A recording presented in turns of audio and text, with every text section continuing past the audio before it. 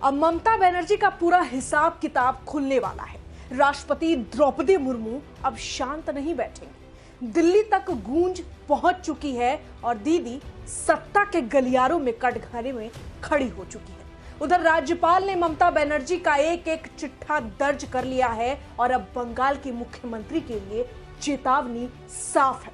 अब खेला होवे का नहीं, हिसाब होवे का वक्त आ गया है। हवा का रुख बदल चुका है। अब ममता दीदी को हर फैसले, हर खेल और हर चाल का जवाब जनता को देना होगा। सावधान रहिए दीदी, बंगाल से लेकर दिल्ली तक आपके चिट्ठे पहुंच गए हैं। देश सुन रहा है और अब हिसाब तय होकर रहेगा। और अगर आप कहेंगी तो हम आपके समझने के लिए एक बार और कहेंगे, समय घूरेगे छे दीदी, एक खून सवार हिसाब देते होवे, खेला होवे बोले छिलेन ना, एक खून हिसाब होवे और जवाब होवे हो। जाहिर है संदेश तृणमूल कांग्रेस और बंगाल की मुख्यमंत्री ममता बनर्जी को समझ आ गया होगा। बहरहाल उत्तर बंगाल में आपदा का कहर टूटा। भारी बारिश, भूस्खलन और बाढ़ ने जहां कई मासूमों की जान ले ली, वहीं प्रशासन की लचर व्यवस्था ने त्रासदी को और बढ़ा दिया। लेकिन जो सच में आग लगाता है वो है इस आपदा के बीच सत्ता के गलियारों में हो रही सियासी भिड़ंत, जिसने ममता बनर्जी के रहते सारी सीमाएं लांघ दी। दार्जिलिंग और जलपाईगुड़ी में 5 अक्टूबर से शुरू हुए बाढ़ संकट में अब तक 28 से ज्यादा लोगों की मौत हो चुकी है। सैकड़ों पर्यटक फंसे हैं और सड़कें और पुल टूट गए। इस बीच भाजपा सांसद खगेन मुर्मू और सिलीगुड़ी के विधायक जब राहत कार्यों के लिए निकले तो उनकी गाड़ियों पर हमला हो गया। पत्थर, जूते, डंडे। ऐसे में ये हमला सिर्फ एक राजनीतिक पार्टी का हमला नहीं था, बल्कि उस सरकार की विफलता का बयान था जिसने अपनी जनता की सुरक्षा तक सुनिश्चित नहीं की। इन सब के बीच भी पश्चिम बंगाल के कुमारग्राम में हालात बिगड़ने की खबर आई, जहां एक और भाजपा विधायक मनोज कुमार ओरांव के काफिले पर टीएमसी समर्थकों ने हिंसक हमला कर दिया। हमलावर भीड़ ने गाड़ियों के शीशे तोड़ दिए, सुरक्षा कर्मियों से मारपीट की और एक सीआईएसएफ जवान को थप्पड़ तक मारा गया। भाजपा का आरोप है कि इस पूरे हमले की साजिश टीएमसी पंचायत प्रधान की अगुवाई में रची गई थी।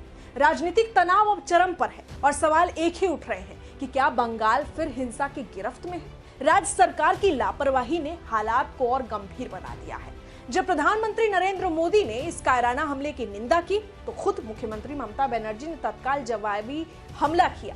पीएम को आपदा का राजनीतिकरण करने का आरोप भी लगा दिया। असल में ममता बनर्जी की यह बात बचकानी लगी।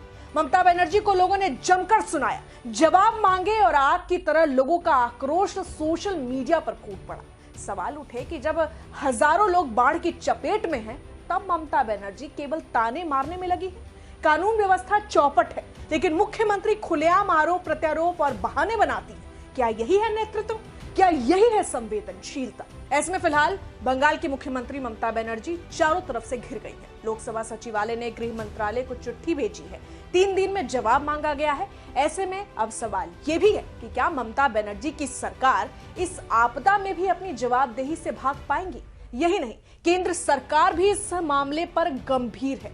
गृह मंत्रालय तक बात पहुंच गई है, जबकि अब राज्यपाल सीवी आनंद बोस नॉर्थ बंगाल की बाढ़ रिपोर्ट लेकर दिल्ली पहुंच रहे हैं और राष्ट्रपति द्रौपदी मुर्मू से मुलाकात करने की खबरें सामने आ गई है, जो ममता बनर्जी के लिए खतरे की घंटी है। माना जा रहा है कि उनकी ये रिपोर्ट ममता बनर्जी सरकार के लिए नई मुश्किलें खड़ी कर सकती है। बहरहाल आपको बता दें, पश्चिम बंगाल की मुख्यमंत्री ममता बनर्जी मंगलवार को यानी 7 अक्टूबर को सिलीगुड़ी के एक निजी अस्पताल पहुंची, जहां उन्होंने भाजपा सांसद खगेन मुर्मू से मुलाकात की और उनका हालचाल जाना। ममता बनर्जी ने इस दौरान उन पर हुए हमले की घटना पर चिंता जताई।